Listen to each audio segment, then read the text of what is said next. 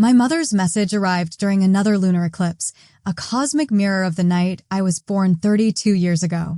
Standing in my office break room, I stared at my phone screen, its harsh glow illuminating words I never expected to see.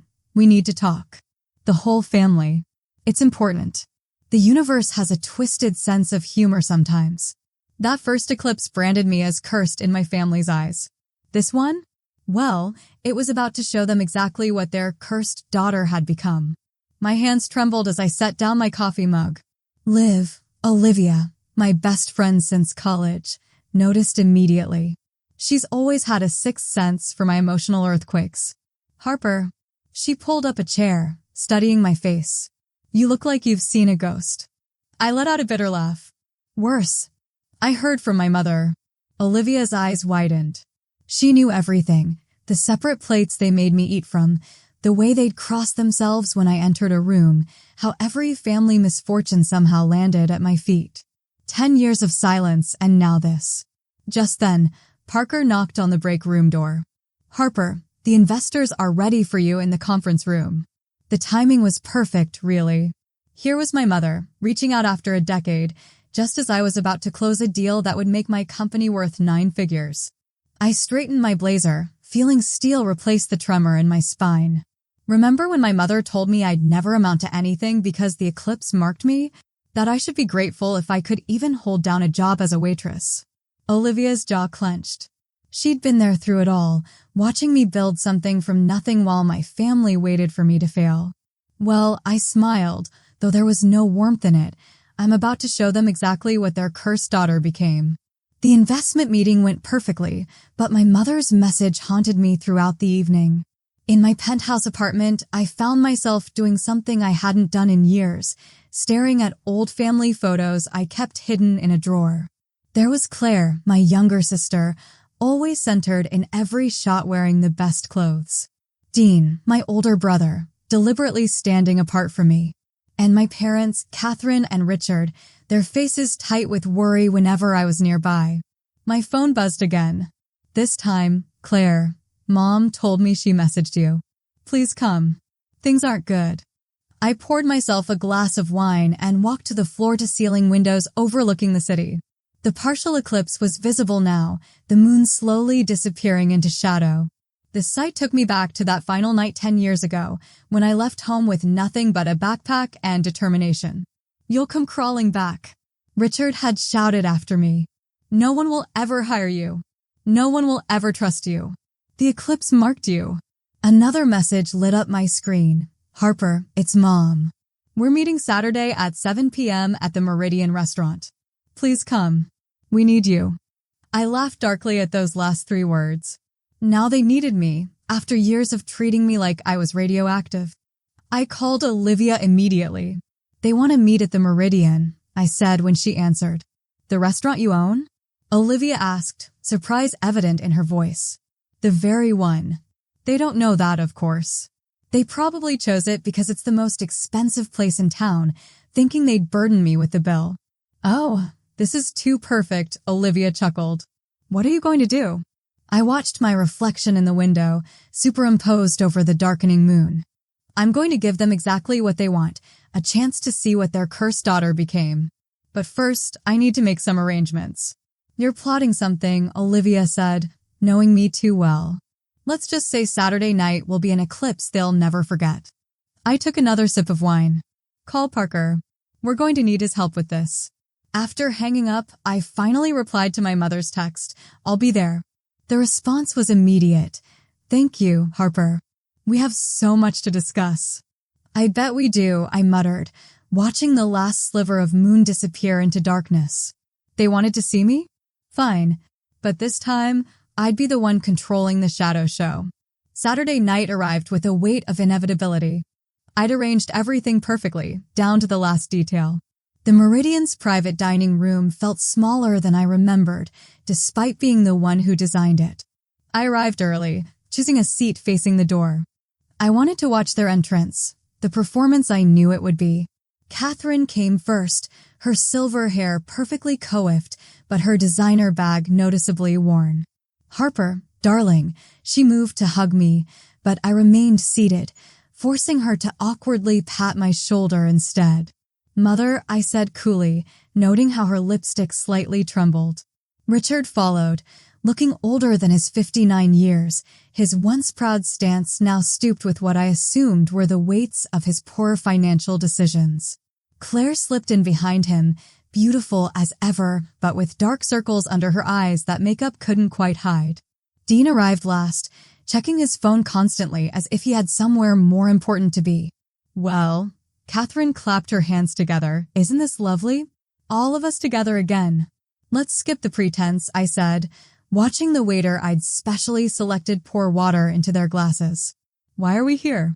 Claire shifted uncomfortably in her seat. "Harper, can't we just catch up first?" "It's been 10 years. 9 years, 8 months, and 13 days," I corrected. "But who's counting?" Richard cleared his throat. "You look successful, Harper." "Surprised?" "Harper," Catherine interjected, "we know we've had our differences, but family is family. We've been thinking about you so much lately." "Thinking about me, or thinking about what I might be able to do for you?" The waiter returned, distributing menus. I noticed how their eyes widened at the prices, exactly as I'd predicted. "Order whatever you'd like," I said sweetly. "I'm quite familiar with the menu."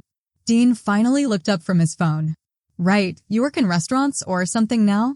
"Or something," I smiled, taking a sip of water. Catherine leaned forward, her voice dropping to a whisper. "That's actually part of what we wanted to discuss, dear. We've heard you've done quite well for yourself." "Define quite well," I said, watching their faces. "Well enough to perhaps help family in need?" Richard's voice cracked slightly. There it was. I sat back, letting the silence stretch uncomfortably. Claire broke first. "Dad's business is failing. The house is being foreclosed. They're living with me right now, but I can barely afford my own place and Dean's startup went bust." I laughed, but there was no humor in it. "The cursed child, the one who would bring nothing but bad luck. Now you need my help?" We were wrong. Catherine reached for my hand across the table. I pulled back before she could touch me. "We were so wrong, Harper. About everything." "Wrong about what exactly?" My voice was steady, but something inside me trembled. "About making me eat in the kitchen while everyone else had dinner at the table? About refusing to attend my high school graduation because it fell on a full moon? About telling every potential friend that I was marked by evil?" Richard's face darkened. "We were trying to protect the family. You were protecting yourselves from your own daughter." My voice rose slightly, causing heads to turn at nearby tables. I took a deep breath, regaining composure. "Please," Catherine's eyes welled with tears. "We need help. We're family." I stood up slowly, smoothing my dress. "You know what? You're right. We are family. And family should know everything about each other. So before we discuss any kind of assistance, I think we should have another meeting tomorrow night, same time." "But Harper," Claire started. "Tomorrow night," I repeated firmly. "I'll text you the address. And then you'll learn exactly what your cursed daughter has been up to these past 10 years. "We'll be there," Catherine said quickly, hope flickering in her eyes. I walked to the door, then turned back. "Oh, and don't worry about the bill tonight. It's been taken care of." As I left, I heard Dean ask, "How can she afford this place?" I smiled, pulling out my phone to text Parker. They took the bait. "Tomorrow night, we show them everything." His response came quickly. "The presentation is ready. They won't know what hit them." Walking to my car, I looked up at the night sky. The moon was full now, no eclipse in sight. Tomorrow, I'd show them that the only real curse in our family was their own blindness. And unlike an eclipse, this revelation wouldn't be temporary. The next evening, I stood in our corporate conference room, watching Olivia help set up the presentation that would change everything. "Are you sure you want to show them everything?" she asked, adjusting the projector screen. "Once you do this, there's no going back. They need to see what their cursed daughter built while they were busy avoiding my shadow." My voice was quiet but firm, carrying years of unspoken determination. Parker walked in carrying a stack of folders. "Financial reports are ready. 10 years of growth, all documented. From your first food truck to your current restaurant empire." The memory of that first food truck made me smile despite myself. "Remember how we started, Olivia?" $200 in my pocket and your grandmother's recipe book. And now look at you, she gestured around our corporate headquarters. 15 restaurants across 3 states, and the Meridian franchise about to go national. Don't forget the cooking show deal being finalized next week, Parker added, placing folders at each seat around the conference table. My phone buzzed, Claire asking where exactly this place was. As I sent her the lobby code, I turned to Parker. Show me the presentation one more time. He dimmed the lights, and the first image appeared. Me at 22, standing proudly beside my food truck, Midnight Star Cuisine, painted on its side in bold letters. The irony of the name still makes me smile. The presentation continued. Newspaper clippings of my first restaurant opening, magazine features about the youngest restaurateur in the city's history, photos of celebrity clients, revenue charts showing exponential growth. Stop there, I said, pointing to a particular slide. Make sure this one stays up longer than the others. I want them to really see those numbers. Parker nodded, making the adjustment.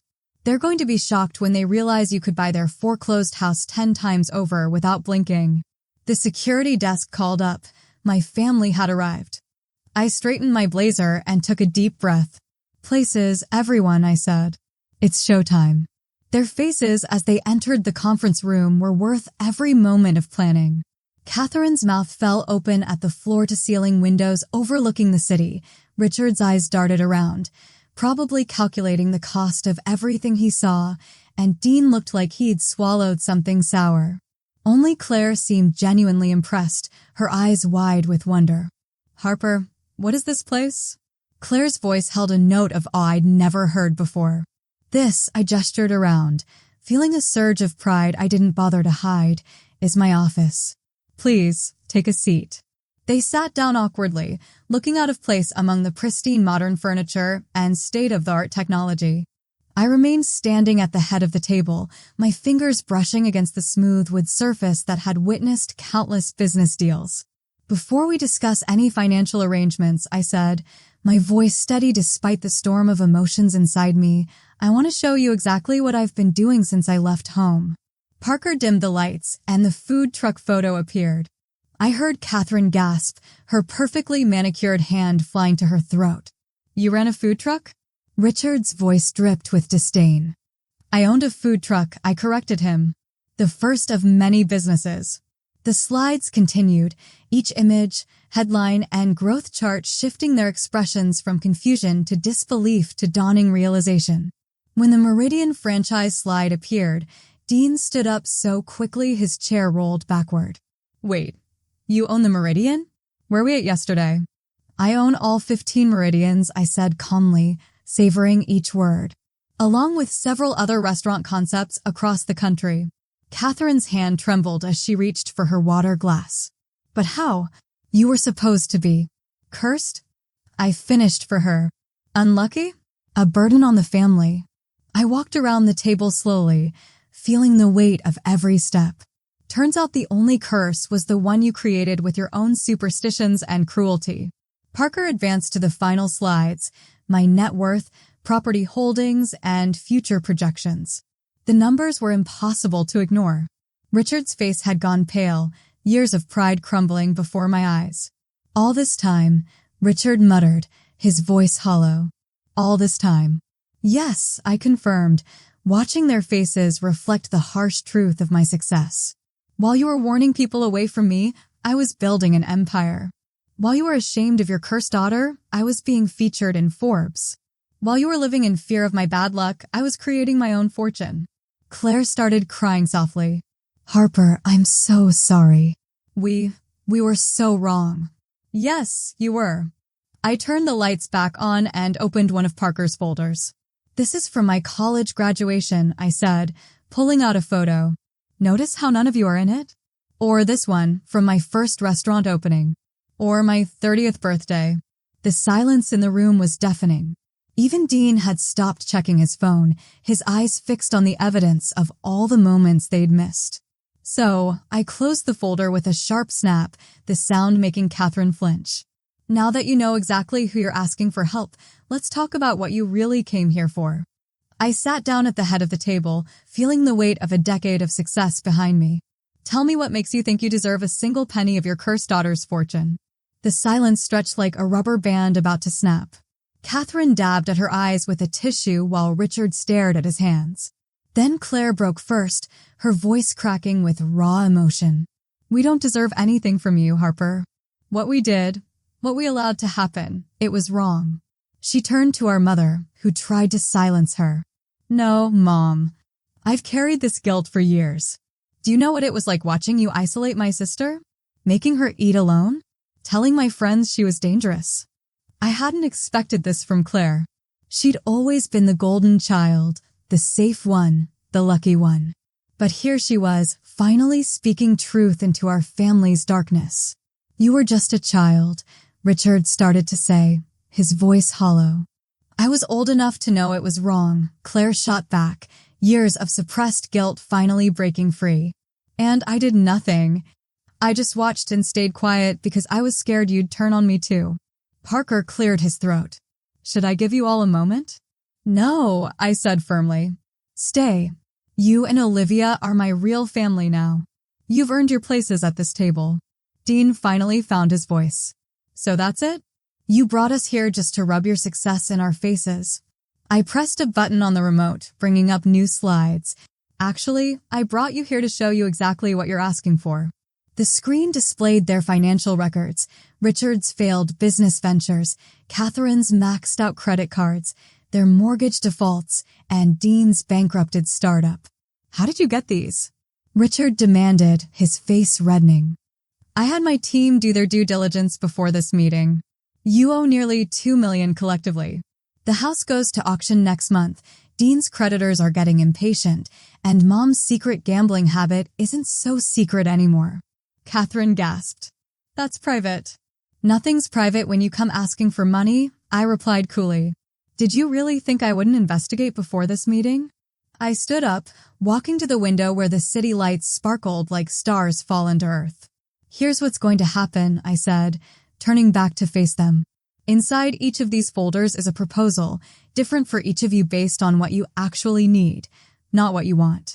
They opened the folders cautiously, like they might contain snakes. I watched their faces as they read, seeing the moment reality sank in. Claire, yours is a small business loan with reasonable terms. Your art gallery idea isn't bad, but you need proper funding and mentorship. Her head snapped up, shocked I knew about her dream. Dean, yours is a job offer. Your coding skills are solid, but you're a terrible businessman. My tech division needs programmers. Turning to my parents, I felt a lifetime of hurt and hope collide in my chest. And you two get a choice. Option 1, I buy the house at auction. You continue living there paying rent at market rate. No special treatment. Option 2, I help you find and finance a smaller place, something you can actually afford on Dad's pension. You'd do this? After everything? Catherine whispered, her voice trembling with disbelief. Not for free, I said firmly, feeling the weight of years lift as I finally took control of our story. Each of these offers comes with conditions. First, you attend family counseling, separately and together. Second, you acknowledge publicly how you treated me, including to our extended family who believed all your superstitious nonsense. That's blackmail, Richard protested weakly, but his voice had lost its old authority. No, I corrected him, my voice steady and clear. That's accountability. Third condition. These offers are one-time only. You mess up, miss payments, skip therapy, break the contracts. It's over forever. Olivia placed a supportive hand on my shoulder as I stood up. You have 24 hours to decide. The contracts are with my lawyers. I walked to the door, then turned back, feeling the power of this moment. Oh, and one more thing. That lunar eclipse you blamed for cursing me, it's actually considered a symbol of revelation when hidden truths come to light. Funny how that worked out, isn't it? I left them sitting there, staring at their folders, their futures, their failures. In my office, Olivia and Parker joined me as I looked out at the city lights. That was intense, Parker said quietly. Think they'll take the deals? I watched my reflection in the window, remembering all the nights I'd spent alone, believing I was cursed, Worthless, unlucky. They'll take them. They don't have a choice. And are you ready for what comes next? Olivia asked gently. You mean am I ready to have them in my life again under my terms? I turned to face my true family, the friends who'd stood by me when blood relatives wouldn't. I'm not doing this for them. I'm doing it for me.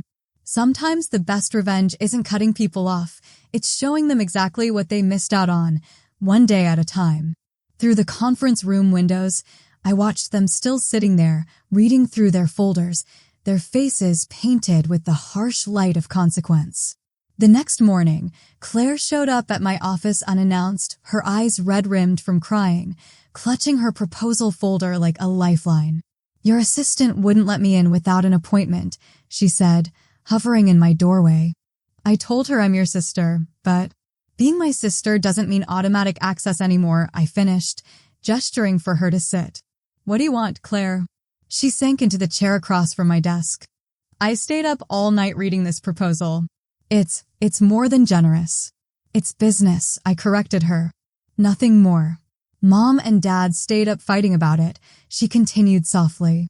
Dad wants to reject it, says it's humiliating. Mom's desperate to accept. She paused, twisting her hands together. Dean's already signed his contract. That surprised me. He has? Dropped it off at your lawyer's office first thing this morning. Said something about being tired of failing on his own. I studied my sister's face. The perfect daughter now looked haunted, worn. What about you? Have you decided? Claire pulled out her contract, already signed. I have questions first. Real ones, not excuses like Mom and Dad are making. Go ahead. Why did you include a clause about me teaching art to underprivileged kids? I met her gaze steadily. Because you're talented, Claire. And because those kids need someone who understands what it's like to watch others get all the chances. She flinched at my words, but didn't look away. I deserved that. Yes, you did. Harper. Claire's voice cracked. Last night, after everyone left, I went through my old diaries. Every time I wrote about you, it was always with this mixture of guilt and relief. Relief that they focused their superstitions on you instead of me. Touching, I said dryly. No, let me finish. She straightened up, meeting my eyes with newfound courage. I was a coward. I watched them destroy your childhood because I was grateful it wasn't mine they were destroying. But you know what the crazy thing is? You're the only one of us who actually made something of yourself. My office door opened and Olivia walked in, stopping short when she saw Claire. Sorry, she said. Didn't know you had company. It's fine, I waved her in. Claire was just leaving. Actually, Claire stood up. I wanted to say one more thing. I know you're doing all this to prove a point, to show them they were wrong. But I think you're also doing it because somewhere deep down, you still care what happens to us. You're wrong, I said flatly. Am I? You could have just told us no. Instead, you created customized proposals that actually give us chances to improve our lives. That's not revenge, Harper. That's responsibility. Something Mom and Dad never showed us. Olivia moved to stand beside my desk, her presence a silent support. The contracts needed to be signed by 7 tonight. All or nothing. If Mom and Dad didn't agree, all deals would be void. As Claire headed for the door, she paused. For what it's worth, I'm sorry. Not because I need your money, but because I failed as your sister. I hope someday you can forgive me. After she left, Olivia perched on my desk. She's right, you know. You could have just shut them down. Don't you start, I warned, but my phone buzzed with a text from Parker. Dean just showed up at IT for orientation. He actually seems eager to prove himself.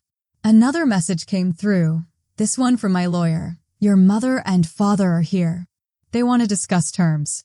Well, Olivia said, reading over my shoulder, looks like they're all falling in line. They're desperate, I replied, gathering my things. Desperate people will agree to anything. Maybe Olivia caught my arm gently. Or maybe they're finally realizing what they lost was worth more than what they're gaining. Harper, just be careful. Of them? Of yourself. Revenge can become its own kind of curse. This isn't revenge, I said quietly, echoing Claire's words. It's responsibility. They taught me I was cursed, but I learned I was capable. Now it's time they learn the same lesson. The law office felt too small for all the history crammed inside it. My parents sat across the conference table, looking like deflated versions of the people who once towered over my childhood. Catherine's hands shook as she reached for the contract. Richard stared at the table, his jaw clenched. "Before you sign," I said, leaning forward, "let's be clear about what this means. You'll keep the house, but it's my house. You'll live there, but under my terms. One missed payment, one broken rule, and you're out." "We understand," Catherine whispered. "Do you? Because this isn't just about money. You'll attend therapy twice a week. You'll write formal apologies to every family member you warned about my curse. You'll volunteer at the community center where other parents learn not to abuse their children with superstitious nonsense." Richard's head snapped up. "We never abused. Making a child eat alone for 16 years is an abuse?" My voice could have frozen fire. "Telling her she can't attend her grandmother's funeral because it might curse the ceremony is an abuse? Try saying that in therapy, Dad. See how it goes." The lawyer cleared her throat. "Shall we proceed with the signatures?" Catherine picked up the pen, but Richard grabbed her wrist. "Wait." He finally met my eyes, and for the first time in my life, I saw something break behind them. "I need to know something first, Harper. Why are you really doing this?" "Because I can," I replied, but the words felt hollow even to me. "No." He shook his head, and in that moment, he looked older than I'd ever seen him. "You could destroy us completely. Instead, you're offering a chance, with conditions that seem designed to fix things." "Why?" I felt the weight of 32 years pressing against my chest. "Maybe I want you to live with the daily reminder that your cursed daughter owns everything you have. Maybe I want you to feel what I felt, dependent on someone else's mercy." Catherine started crying softly. "We were wrong, Harper. So terribly wrong. Save it for therapy." I cut her off, but something inside me trembled. "Sign or don't sign. I have a business to run." They signed. The moment the papers were finalized, my phone buzzed with a text from Parker. "Dean's first day went well. Kid actually has talent when he's not trying to be the boss." Another message followed, this one from Claire. "First art class scheduled for next week. Thank you, Harper." As I walked toward the door, Richard called out one last time. "Harper, the lunar eclipse the night you were born." I turned back, something in his voice holding me there. I was the one who started it all. The superstition. Your mother just followed my lead. I was scared. Scared of having a daughter born on such a dark night. Scared of what it might mean. But I was wrong. The darkness wasn't in you. It was in me. For a moment, just a moment, I felt like that little girl again, desperate for her father's approval. I pushed the feeling away. "Save it for therapy, Dad. You've got a lot of sessions ahead to work through your fears." Outside, Olivia waited in my car. "How did it go?" I looked back at the building where my parents were probably still sitting, shell-shocked by how completely their lives had changed. "They signed. And how do you feel?" I watched the city lights blur through the windshield, each one a star in my self-made constellation. "I feel nothing and everything. They're going to hate living under my rules, my control, just like I hated living under theirs." "But you're giving them a chance to change," Olivia pointed out softly. "I'm giving them what they never gave me, an opportunity to prove they can be better." My phone buzzed, lighting up with messages in the family group chat Dean had created. "Dean, first day done. Harper's company is incredible. Claire, art supplies arrived for the classes. Still can't believe this is happening. Catherine, we signed. Harper. Thank you for not giving up on us completely. Richard, we'll do better this time. I promise." I didn't respond. Promises were easy. Change was hard. They'd learned that in therapy. "Take me back to the office," I told Olivia. "I need to check on Dean's progress, review Claire's art program budget, and make sure the property transfer for the house is processing." "Look at you," Olivia smiled, "taking care of everyone, even after everything." "I'm not taking care of them," I corrected her. "I'm making them take care of themselves. There's a difference." But as we drove away, watching the city spread out before us like a tapestry of second chances, I couldn't help but wonder if maybe breaking the curse meant more than just proving them wrong. Maybe it meant giving them the chance to be right, finally, after all these years. Because sometimes the most powerful magic isn't in the stars above us, but in the choices we make right here on Earth. And I'd chosen to turn my curse into a crown, not just for myself, but for all of us. Looking back now, 3 months later, I sit in my office watching the city lights paint shadows on the walls. On my desk, there's a pile of reports, Dean's latest performance evaluations, outstanding, Claire's art program attendance records, growing every week, and my parents' therapy session notes. Everything looks perfect on paper, almost too perfect. But maybe that's the thing about curses and blessings. They're really just stories we tell ourselves. My parents spent years believing the eclipse marked me as unlucky, but they never realized that shadows are just proof of light's existence. In trying to protect themselves from my supposed curse, they missed watching their daughter turn darkness into brilliance. Now, as I build this new chapter with my siblings while keeping healthy boundaries with my parents, I understand something profound. Sometimes the most powerful magic isn't in the celestial events that mark our beginnings, but in the choices we make every day after. I chose to transform my curse into a crown, not out of revenge, but because true power lies in showing others how to rise. To everyone watching who's ever felt marked by circumstances beyond their control, your story isn't written in the stars. It's written in your choices, your determination, and your ability to transform shadows into light. Sometimes the very things others use to curse you become the foundations of your kingdom. If this story resonated with you, give it a like to help others find it too. Share your thoughts below. And don't forget to subscribe for more stories. Remember, every eclipse eventually ends, revealing something brighter on the other side.